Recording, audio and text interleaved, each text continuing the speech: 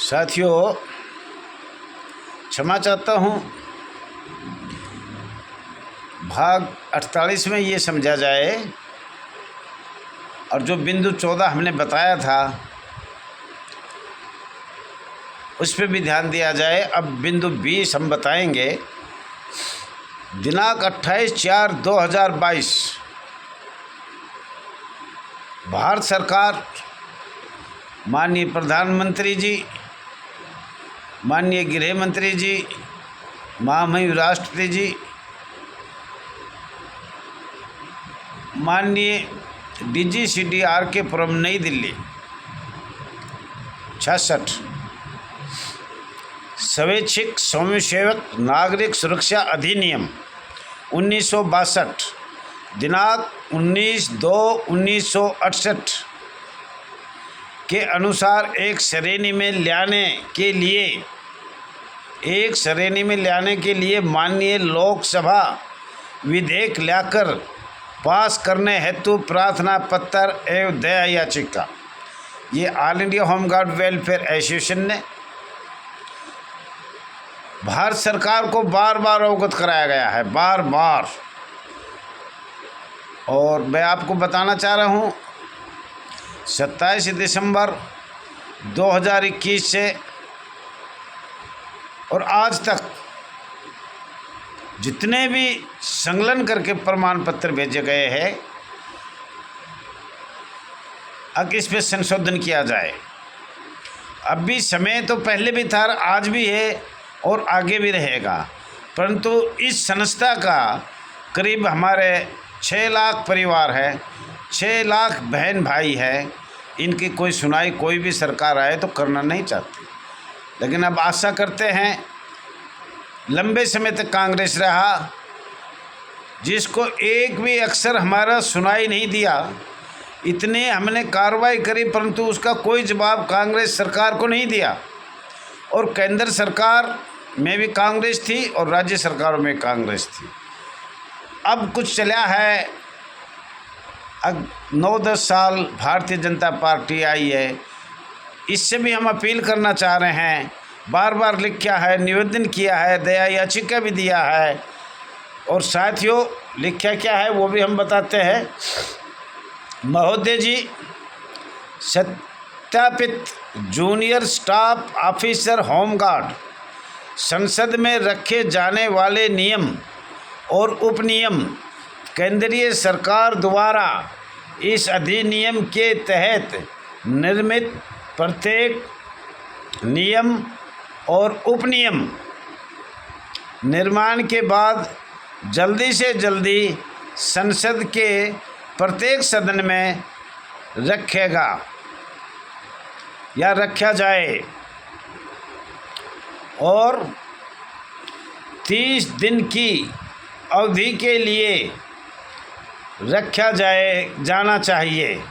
जाएगा, जो कि एक सत्र या लगातार 2 सत्रों में रखा जाना चाहिए या जाएगा। और यदि सत्र समाप्त होने से पूर्व दोनों सदन राजी हो तो नियम और उपनियम में परिवर्तन किया जा सकेगा या परिवर्तन न करने को कहा जा सकेगा। और ऐसी परिस्थितियों में निर्देश अनुसार नियम और उपनियम पारित दिनांक से लागू होने या न होने माने जाएंगे। तो साथियों, ये आपको बार बार हम बता रहे हैं। आपको नियम 14 भी बताया, नियम ये 20 भी बताया है। ये आपका संसद में ही, और इस पे साइन है। आपको कल भी बताया था, भारत सरकार के सेक्रेटरी के साइन है। जूनियर स्टाफ ऑफिसर होमगार्ड,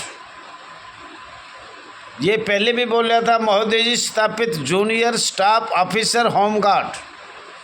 तो आपके पास ये 75 साल से है, लेकिन इसको आपकी एकता की वजह से, आपका संघर्ष की वजह से मैं तो साथियों बार बार हाथ जोड़ा है, अगर मेरी कोई गलती है तो मैं इसको छोड़ सकता हूँ, और इस संघर्ष को कोई भी किसी को भी एक नेता बनाए, मुझे कोई एतराज़ नहीं है।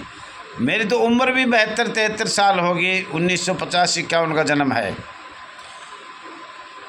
आज कोई भी साथी आगे आए, अगर मेरे को नहीं रखना चाहते, नहीं बनाना चाहते हैं, तो आप एकता के साथ, ये सब दस्तावेज है, ये आपके पास भी ये सब बता दिए गए हैं।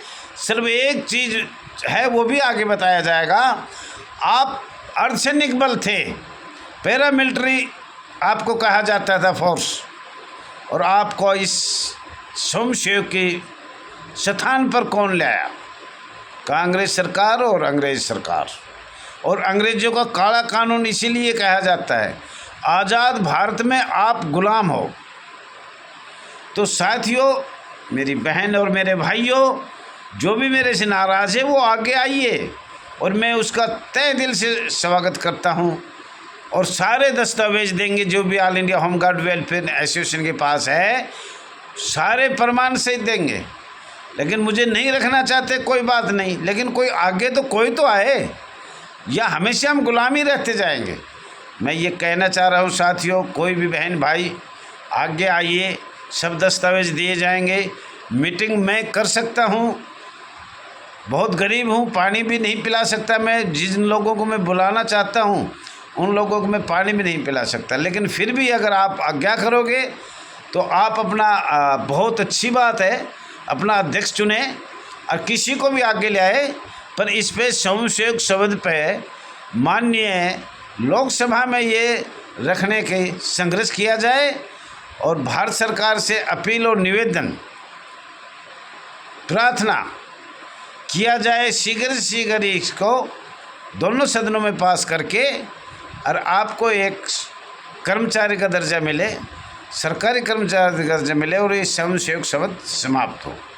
आज साथियों, सबसे ज़्यादा दुख ये है, जिलाधिकारी नागरिक सुरक्षा कोर को लगाकर भारत सरकार ने तो लगा दिया, महामहिम राष्ट्रपति ने लगा दिया, ऊपर आपके पुलिस बैठा दी। माननीय पुलिस महानिरीक्षक जिसके पास सारी शक्तियां हैं, जो राज्य सरकार भी उससे मिलकर ही नियम बनाएगी। भारत सरकार में जो आपको पहले बताया था, मानवाधिकार आयोग में जो भी था वो सब उन्होंने पढ़ के रिपोर्ट भी हमें दे दिया है, और उस रिपोर्ट को हम फिर दोबारा भी लगाया है, नेशनल राष्ट्रीय मानवाधिकार। तो साथियों, आज आपसे ये मैं प्रार्थना करता हूँ, कृपया करके ध्यान दिया जाए, मुझे बेशक हटा दिया जाए, लेकिन कोई आगे तो आप चुन के तो ले आओ। और मैं आपके ये वादा करता हूँ दृढ़ दिल से, मैं आपके साथ हूँ। जब भी समय समय पर आप बुलाएंगे मैं आपके पास आऊँगा। लेकिन मुझे दुख है, मुझे भी स्नान पानी खाया, मैं भी एक पूरा होम गार्ड हूँ, इसी वजह से निकाला गया था। आप इसका संघर्ष करिए, आइए जंतर मंतर बैठिए या किसी पार्क में बैठिए, बैठ के विचार किया जाए। फिर हाथ जोड़ रहा हूँ, कोई मेरे से गलती हुई तो क्षमा चाहता हूँ, और आप किसी को भी आगे ले आए, मैं आपका साथ देने के लिए तैयार हूँ। और साथियों, ये भी आगे हम, ये चैनल तो चलता रहेगा, मैं ये नहीं कहूँगा ये बंद होगा। अभी से तो आपके नियम भी बताए जाएंगे।